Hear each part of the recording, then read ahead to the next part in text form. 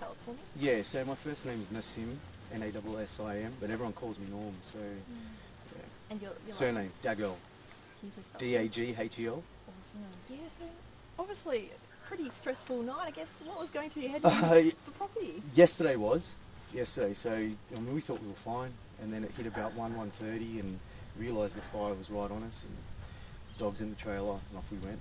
So it was literally right behind you? It was just orange and black, that's all we could see. And as soon as I saw the fire coming through here, I just said, we've got to go. And that was it. And I guess what was sort of going through your mind knowing that you had to leave your property? My house. That was all I was really worried about. But what am I supposed to do? So just gunned it up the street. There was fire on both ends of the road, which was pretty intense. Kind of exciting, but you know. And then just spent the rest of the afternoon freaking out, wondering whether or not we were going to come back to a house. So about 6:30, came up over the hill, saw that the whole front yard was green, both the buildings were still standing there, and then realised the damage around the perimeter was really intense. But you know, thank God for the fireys, they did an amazing job. And I guess, how's the house going right now? Is it sort of, it's not too much damage? There is no damage to the house at all. You know, the house is fine. It's just filled with smoke, and we have no power. You know, the trees survived. All the animals are alive.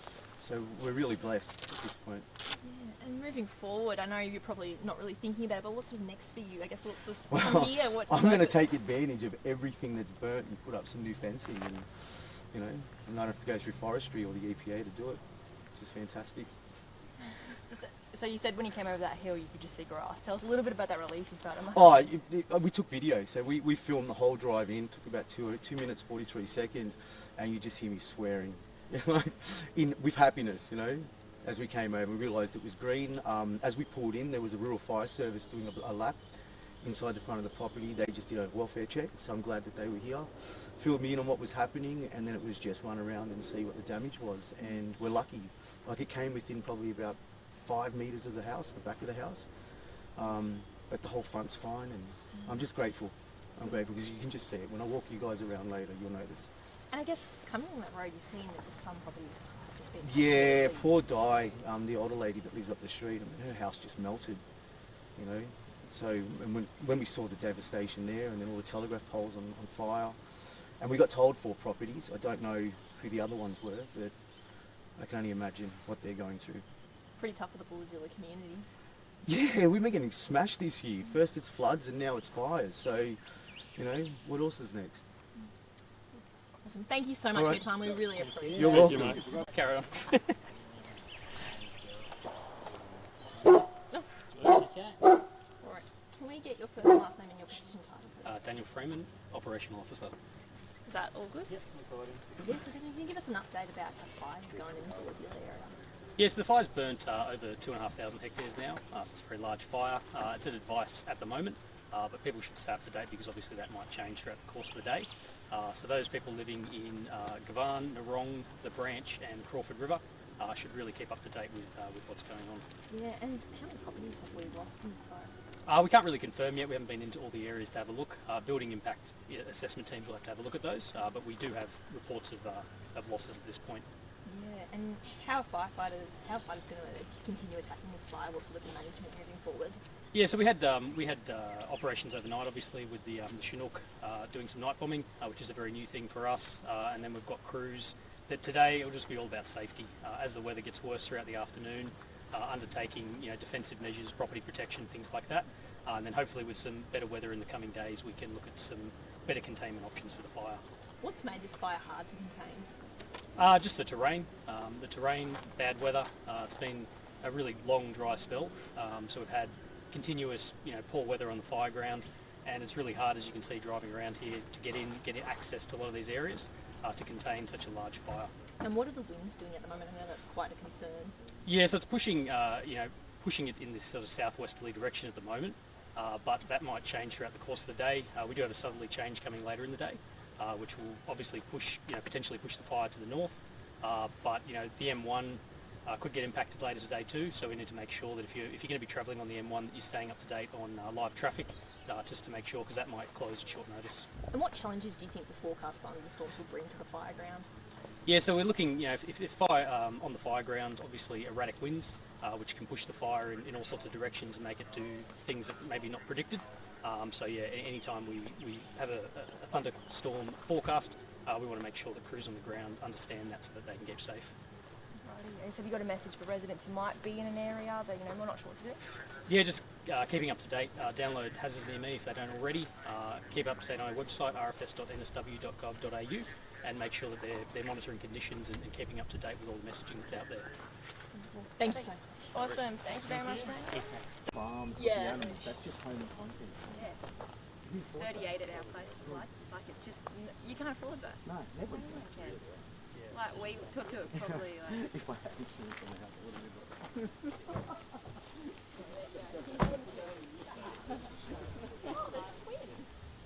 Yeah, there's 4 pups. The rest are underneath the car sleeping. They might help. It's not a guarantee. No, underneath the